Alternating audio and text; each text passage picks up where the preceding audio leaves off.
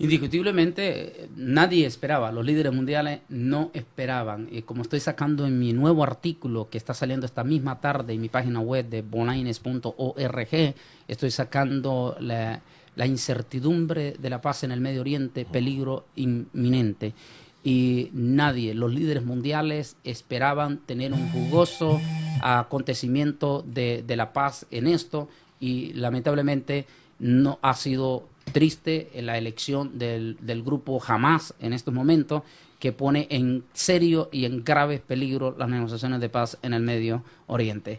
Pero bien, Miguel, vamos a entrar en un tema muy importante y yo quiero que analicemos. La gente en el área metropolitana están esperando un tema caliente que toquemos, y lo que vamos a decir, quiero advertir, quiero aclarar, no lo hacemos con la más mínima intención, ni a atacar a una iglesia en determinado, ni a un grupo, ni a una iglesia regional.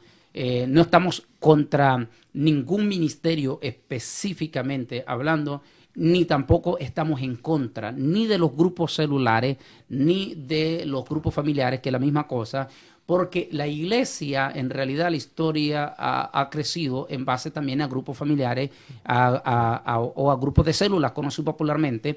Y en verdad los grupos celulares nunca crearon problemas, ni nunca dieron polémica, ni nunca causaron tantas divisiones. El caso de Corea del Sur, el caso de Park Yogi-cho, la iglesia presbiteriana en Corea del Sur, que es más grande que la de Park Yogi-cho, creció en grupos bases familiares. O sea que no la iglesia Lina en El Salvador, descomunal como ha crecido en base a los grupos familiares. O sea, los grupos familiares es una bendición, y queremos aclarar en este programa que no estamos en contra en ningún momento de los grupos familiares ni de las células, sino que estamos hablando de algunas prácticas, de algún movimiento globalizado que su origen ya sabemos de dónde viene. Y de ello vamos a hablar, pero antes vamos a analizar, vamos a desglosar, Miguel, y yo quiero que entres en un análisis, si es posible, sobre este tema, sobre el 1 Timoteo capítulo 4, el versículo 1, ese versículo que está impresionante, lo que dice la palabra del Señor aquí. El apóstol San Pablo dice: pero el Espíritu dice claramente que en los postreros tiempos algunos apostarán de la fe, escuchando, dice, a espíritus engañadores y a doctrinas de demonios. Hace dos énfasis el apóstol San Pablo, utiliza la palabra postreros días, que en el griego viene hablando los últimos días, los últimos o tiempos del fin del mundo, sería la más correcta decir, los tiempos del fin del mundo. Y él dice que en el tiempo del fin del mundo, cuando ya estemos en la última faceta del fin del mundo, dice que muchos, mira lo que la expresión que utiliza, muchos apostarán de la fe. O sea que está hablando, cuando utiliza la palabra mucho, en términos, está hablando de un número bastante grande, bastante global de la iglesia de Cristo. Porque Pablo está escribiendo para la iglesia, no está escribiendo para el mundo. El mundo ya sabemos cómo es. Está escribiendo para la iglesia. Y está hablando que no unos cuantos, unos poquitos, sino que dice que será un número grande, en gran proporción. Dice, apostarán de la fe, escuchando dos cosas: espíritus engañadores y a doctrina de demonios. Me gustaría que entres en un comentario sobre eso. Mira, el mismo Señor Jesucristo lo dijo bien claro en Mateo 24:24. Dijo así: porque se levantarán falsos cristos, es decir, falsos ungidos, porque la palabra Cristo significa ungido, falsos cristos, falsos ungidos, falsos profetas, y harán grandes señales y prodigios, de tal manera que engañarán, si fuera posible, aún a los escogidos. Es decir, que el mismo Señor Jesucristo, previamente, antes de ser ascendido, ya claramente nos enseñó que estas cosas iban a ocurrir.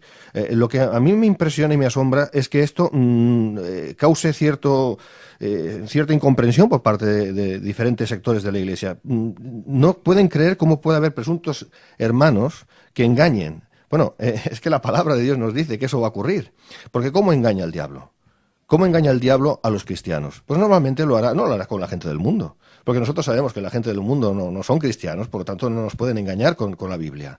¿Quién nos va a engañar con la Biblia, o a través de la Biblia, o presuntamente a través de la Biblia? Lógicamente, presuntos cristianos. Y aquí el Señor Jesucristo nos dice que se levantarán falsos ungidos y falsos profetas que engañarán, si fuere posible aún, a los escogidos. Y este es el tiempo.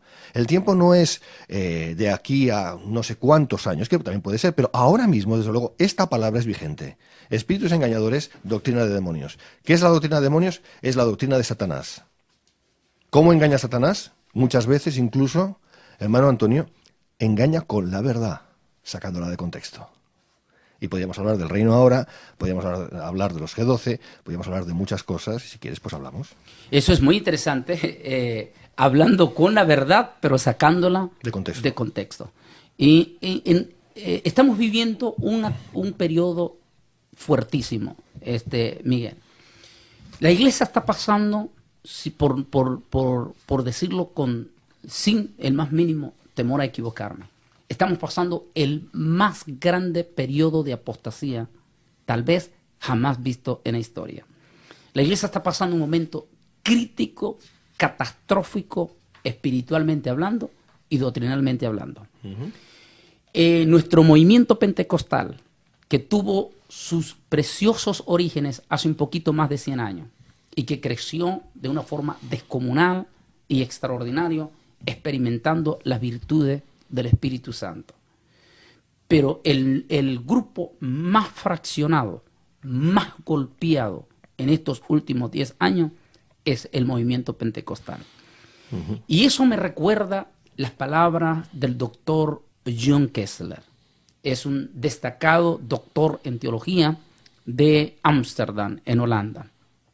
El doctor John Kessler, recuerdo perfectamente bien, como que si fuera el día de ayer, en una de sus clases, el doctor Kessler, John Kessler, decía estas palabras: en la próxima década, el próximo milenio, va a haber un ataque de apostasía sin precedencia, dijo el doctor, dando a los estudiantes, dándolos ahí. Y decía el doctor John Kessler, y las iglesias pentecostales van a ser las más frágiles en este golpe.